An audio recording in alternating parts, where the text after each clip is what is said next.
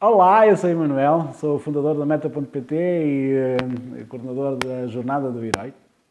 E estou aqui a criar uma sequência de vídeos sobre temas de desenvolvimento pessoal. É a resposta às perguntas que me têm sido feitas, quer pelos nossos seguidores nas redes sociais, quer também por alguns dos meus alunos. E hoje tenho aqui uma pergunta muito pertinente e daquelas perguntas que dá muito para falar, que é o que é o ego e porque é que eu devo preocupar-me com isso. Assim fica para ver, porque este vai ser bombástico. Olha, eu devo-te dizer que durante muito tempo, mesmo muito tempo, eu fui um bocadinho avesso, ou intolerante, se quiseres, a esse discurso do ego. O ego é um bicho mau, e o ego isto, o ego aquilo, e o ego A, o ego B, e não sei o quê. Pronto, e porquê? Porque um dos meus grandes inspiradores é o Osho, e num dos seus livros o Osho explica que o ego é um falso problema e o verdadeiro problema seria o self. Então, haveria três estruturas. O self, que seria, digamos que a construção social da nossa personalidade, da nossa identidade, o nosso ID, portanto a nossa verdadeira essência, a nossa verdadeira identidade, e o ego, que no fundo seria um mecanismo de mediação entre o ID e o self, e que seria, no fundo, um mecanismo que garante a nossa sobrevivência e que garante a supressão das nossas necessidades.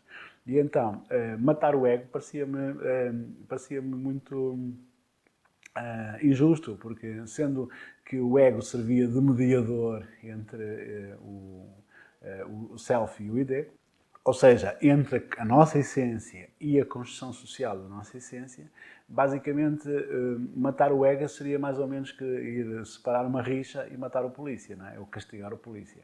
E então, durante muito tempo, eu fui um bocado avesso a essa pancadaria que a malta dá no ego, que as pessoas do desenvolvimento pessoal, sobretudo na área da espiritualidade, dão em relação a isso. E depois, entretanto, com o meu processo de evolução, houve algum momento em que eu compreendi um bocadinho melhor. Um dos livros que eu tive muita dificuldade em ler e aceitar a mensagem, embora tenha lido algumas vezes sucessivas, mas a parte que tinha a ver com o ego eu tive muita dificuldade em aceitar. É um livro de um senhor, eu penso que alemão, chama-se Eckhart Tolle, e o livro chama-se O Poder do Agora. É um livro que eu recomendo vivamente que tu leias. É um livro que vale a pena ler. Então ele fala muito sobre a questão do ego e sobre a natureza egóica, não é? Ou seja, a nossa projeção daquilo que nós somos. Eu desvinculei-me um bocadinho destes conceitos do ego, o self, o id e tal, e tentei compreender um bocadinho mais sobre o que é isto do ego, que neste universo da espiritualidade, ou seja, de uma forma desvinculada dos aspectos científicos, as pessoas se referem. E que ego é este, que bicho é este, então, que é capaz de nos causar tantas maleitas, que é então este ego. O ego é um mecanismo da nossa psique que tem por função garantir a nossa sobrevivência também. É uma espécie de instinto animal que existe dentro de nós. E então, para garantir a nossa sobrevivência, o ego precisa de responder a várias questões. Quem é que nós somos? Precisa também de responder à combatividade social, não é? Porque uma das nossas questões é da competitividade entre uns e outros, porque nós ainda estamos programados um bocadinho para a vida em comunidade, ou seja, para buscar numa comunidade alguma proteção, mas também para um ambiente muito competitivo em termos dos seres humanos, não é? Por exemplo, nós sabemos que na evolução, na teoria da evolução, nós percebemos que só os mais bem preparados é que sobreviveram e, portanto, nós queríamos ser naturalmente, ou seja, para a defesa desta sobrevivência, nós queríamos mostrar que éramos os mais bem preparados e queríamos, de facto, ser os mais bem preparados, e isto também nos faz querer mais, ser mais, e pronto. E também nos faz muito mantermos-nos nesta comparação.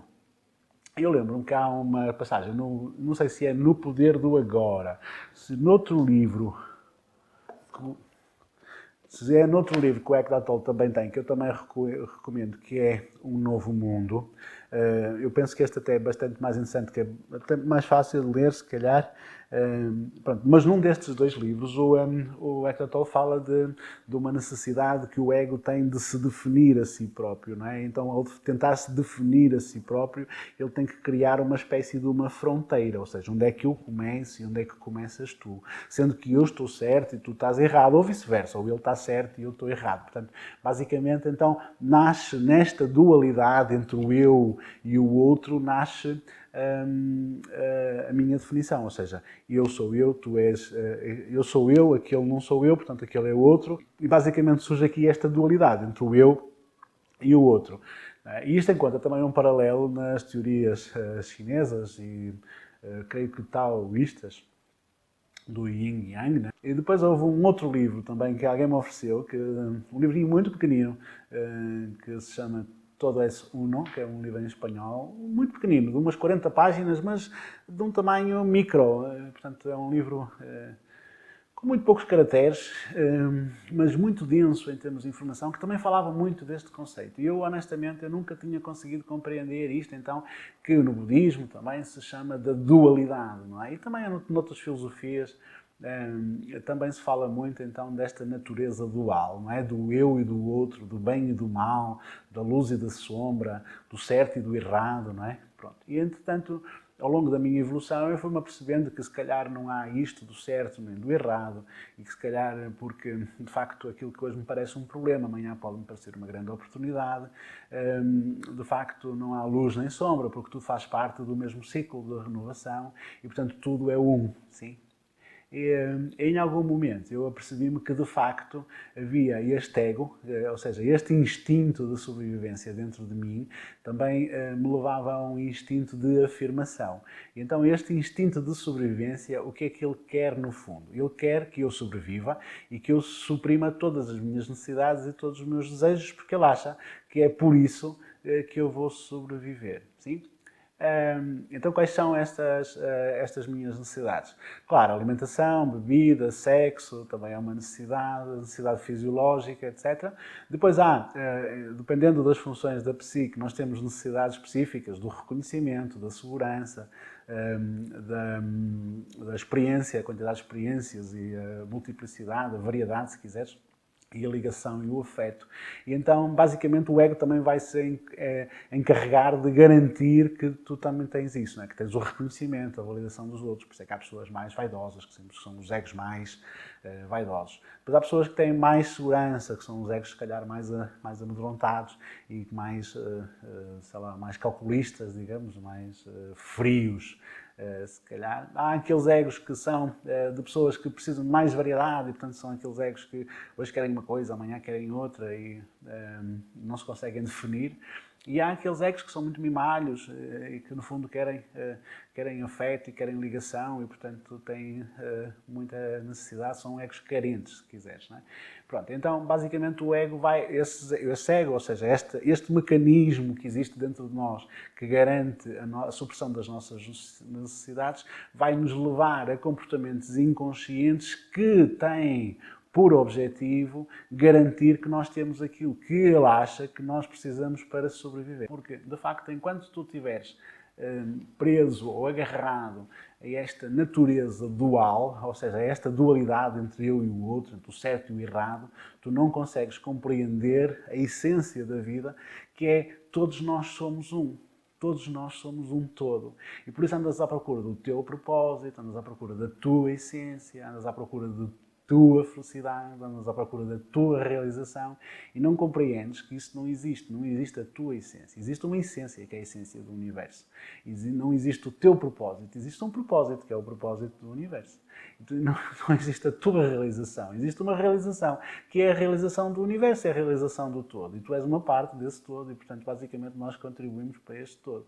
Então, como, basicamente, este ego se precisa de se definir, portanto, porque precisa de definir o seu território, não é? Precisa de se definir, basicamente, ele vai criar uma capa, sim? Uma espécie de uma carapaça, não é? Uma carapaça que nos defina, que nos estabeleça um limite, sim? Um limite ao nosso comportamento, um limite ao nosso sonho, um limite às nossas capacidades. E esse limite chama-se medo. Sim, o medo é uma carapaça do ego, não é? Ele tenta proteger-nos, este medo tenta proteger-nos desta expansão exagerada, de corrermos riscos exagerados, no fundo, de corrermos o risco de não sobrevivermos, ou de não sermos reconhecidos, ou de não sermos validados socialmente, ou de não termos afeto, ou de não termos as experiências que queríamos ter, ou de não termos a segurança que queremos ter. Também, ou seja, basicamente, o medo é uma carapaça que envolve esta estrutura psicológica que nós temos, ou espiritual, se quiseres, como quiseres chamar-lhe, que no fundo tenta garantir de que tu vais sobreviver. Então, põe-te uma carapaça que é para te estabelecer um limite e este limite é o medo. O ego é uma coisa má? Não, não é uma coisa má, o ego é uma coisa boa. E é uma coisa boa que tenta garantir a tua sobrevivência. Agora, o que ele precisa é de perceber o que é que tu realmente precisas para sobreviver. E tu, se calhar, não precisas de ser melhor do que ninguém, não precisas de te comparar com ninguém, não precisas de garantir o teu espaço, não precisas de garantir que tens muitas coisas, não precisas de garantir toda esta panóplia de coisas que o ego precisa de fazer. E outra coisa que o ego precisa de aprender é lidar com o conceito do tempo.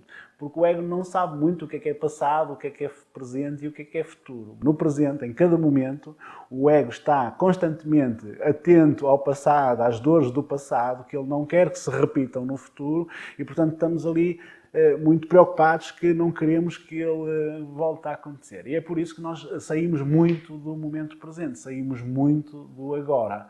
Há também quem diga que é um mecanismo de autodefesa do ego, não é? Porque senão outras estruturas da psique, se nós estivéssemos concentrados no momento presente e se nos apercebêssemos disto, íamos perceber que ia haver ali qualquer coisa, ou que há ali qualquer coisa que nos impede de ver as coisas tal como elas são, não é? Portanto, se calhar é uma defesa que o ego tem para se defender a si próprio. Mas, de facto, aquilo que todas as pessoas dizem nos meus cursos de meditação, e que eu sei também da minha experiência própria, é que a nossa mente passa muito tempo entre o passado e muito tempo no futuro. Ou seja, no passado trazemos muitas as culpas, os ressentimentos, as vergonhas, as coisas que correram menos bem, não é? E trazemos muitos medos em relação ao futuro. E isto envenena muito a nossa mente e mantém-nos aqui numa espiral, numa centrifugadora, que no fundo mantém-nos isolados e mantém este medo de que no futuro o passado se repita, está bem? Então tens que ter cuidado porque tens que ter medo e não sei o que. Isto reforça cada vez mais a tua carapaça e impede-te muito de avançar. Sim, então, para tu poderes avançar, em termos, quer em termos mentais, espirituais, de consciência, seja lá o termo que tu quiseres utilizar, quando tu queres avançar em termos de desenvolvimento pessoal, tu tens que compreender esta natureza dual, está bem? Avançar em termos de desenvolvimento pessoal não pode ser ter mais dinheiro, ter mais sucesso, ser mais conhecido, ser mais reconhecido, ter mais namoradas, ter mais namorados, ter mais filhos, ter mais o que quer que seja, não é nada disso. Sim? É tu avançar em termos da espiritualidade, ou em termos da consciência, ou em termos de desenvolvimento pessoal, é precisamente o contrário. É precisamente tu deixares de precisar dessas coisas, ou deixar que precisas de alguma coisa para poderes sobreviver ou para sequer mereceres a sobrevivência. Tu não precisas de nada de nada externo a ti para poderes sobreviver. Tu mereces sobreviver, tu mereces viver, tu mereces ser feliz. Tu és em ti próprio um ser completo. Tu não precisas de nada que te acrescente nada, não te falta nada, tu estás completo. Sim? E então estás completo, és uma estrutura, és uma espécie de microcosmos. Em ti todo o universo se manifesta. Todos os mecanismos do universo, em termos químicos, em termos bioquímicos, em termos físicos, se quiseres, todos os mecanismos do universo se manifestam em ti. Que afinal o meu medo me estava a impedir de avançar em termos de estado de consciência e então eu consegui diluir os meus medos e então a carapaça ficou cada vez mais fina até que em algum momento ela quebrou, não é? E eu cheguei ao momento em que eu considero quase que o meu despertar, isto aqui é o despertar, é partir esta carapaça e deixar de ter medo. Então eu compreendi que aquilo que é a minha essência, no fundo, não é minha, é uma essência do universo. Sim? Isto existe também em várias filosofias orientais e ocidentais, até nos maias também existe isto. E eu creio que no Bhagavad Gita fala de um fio, na tradição indiana antiga, fala de um fio que une todos os seres humanos, que é tipo a tal essência que une todos os seres humanos. E é óbvio que esta essência que que une todos os seres humanos é o amor, e é a bondade, e é o respeito, e é, no fundo, esta cooperação, e é muito ao contrário do ego, que é muito pela autodefinição, pela competição, pronto, e que será então a fonte da maldade, sim? Então, o ego não é perigoso, só é perigoso se não souber reagir, não é? É como um cão de uma raça qualquer que há pessoas que dizem que é perigoso. O cão não é perigoso, só é perigoso se tiver um mau dono. Então, basicamente é isto. O ego não é perigoso, ele só é perigoso se tiver uma má história, se tiver um mau condicionamento e se tiver características que o façam ser maldoso. E, no fundo, o que é isto? É ser ganancioso, é ser egoísta, que é não se importar de provocar mal aos outros para ter mais para si próprios. Na busca desta definição, sabes? Vou arrancar ao outro, porque vou arrancar amor ao outro. Não é só dinheiro, vou arrancar amor ao outro. Vou ter razão, vou provar que tenho razão. Vou fazer justiça. No fundo, à procura desta definição de mim próprio, não é? Porque eu sou o bom, o outro é que é o mal, não é? Porque é para manter esta dualidade entre mim e o outro. Dentro desta armadilha, deste jogo entre o yin e yang, não é? Como diz a tal tradição chinesa, e no fundo existem muitas outras tradições. Dentro deste jogo eu vou-me mantendo então nesta gravitação, uma coisa em função da outra, entre o bem e o mal, então eu vou-me mantendo com a ilusão de que estou a mover-me e de que estou a movimentar alguma coisa dentro da minha carapaça, e a carapaça que é então um limite que me é imposto ao meu crescimento, ao meu desenvolvimento enquanto ser humano, enquanto pessoa, enquanto ser espiritual, se quiseres, que é então este limite que é imposto pelo medo. Sim, então eu espero que tenhas ficado um pouco mais esclarecido sobre o que é isto do ego e porque é que ele não é um bicho mau e porque é que ele pode ser um bicho mau. Então, porque é que faz sentido tu pensares nisto? E se tu não estás ainda num estado de evolução certo, eu posso fazer um vídeo sobre os estados de evolução. Se tu não estás ainda no estado de evolução certo, tu provavelmente não vais conseguir compreender a natureza desta mensagem. Só talvez a partir do 3º grau da evolução, na escala de 7, é que tu vais conseguir compreender a natureza desta mensagem. O primeiro nível seria o nível da sobrevivência, um nível em que tu estás muito marcado por este conflito, muito um nível do ego, muito um nível em que o ego te domina completamente. Então, talvez nesse estádio de desenvolvimento tu ainda não compreendas aquilo que é o essencial da mensagem deste vídeo, mas não desistas, porque de facto com o tempo, eu nem sei como te diga isto, mas com o tempo esta informação vai fazer sentido. Se por contrário tu já estás no nível 3, 4 ou até 5 da escala de consciência e do desenvolvimento da tua consciência, e tu compreendeste esta mensagem, eu acho que este despertar para esta realidade do ego é uma espécie de uma pré-iluminação, sabes? Ou seja, depois desta consciência, depois de tu de te cair a ficha, porque não há nada que eu diga a alguém, que não há nada que se possa dizer, nada que a gente possa ler que nos faça ganhar esta consciência. Tem que ser uma evolução mesmo. Nós temos que chegar lá por nós próprios.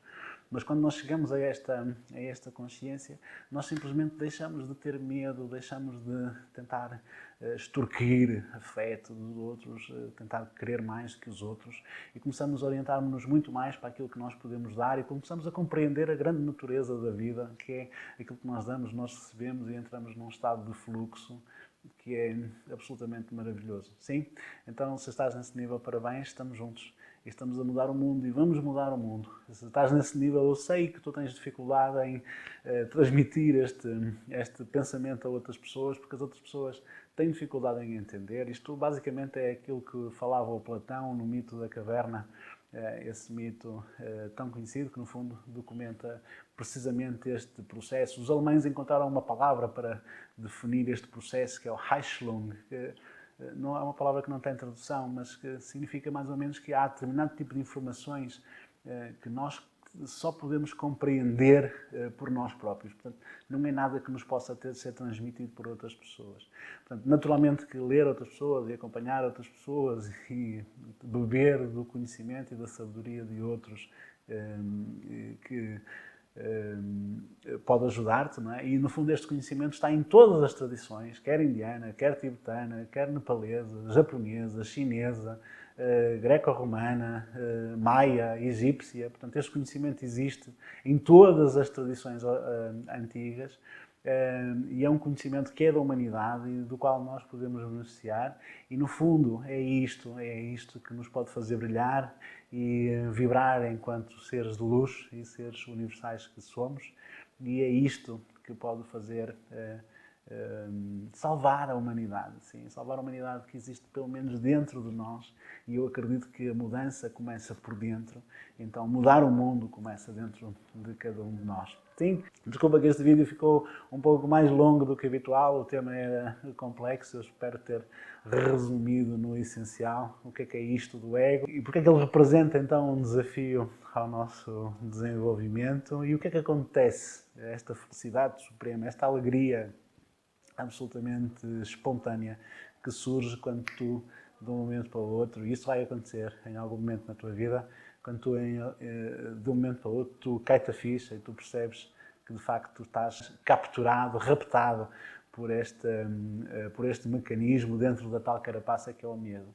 Então, quando tu deixas de ter medo e te libertas desta carapaça, há uma alegria que não tem descrição, e é aí também que surge a verdadeira bondade, é aí que surge a verdadeira compaixão, e é aí que surgem então estes quatro, a equanimidade, a observação, a nossa capacidade de ver a vida tal como ela é, e portanto também que é a grande fonte da serenidade, que é a grande fonte da serenidade que nos falava Buda, Lao Tse, Confúcio, Platão e tantos outros mestres que nos foram falando sobre estas fontes de serenidade que existem dentro de nós e que estão ao nosso alcance e que nós não conseguimos alcançar. Sim?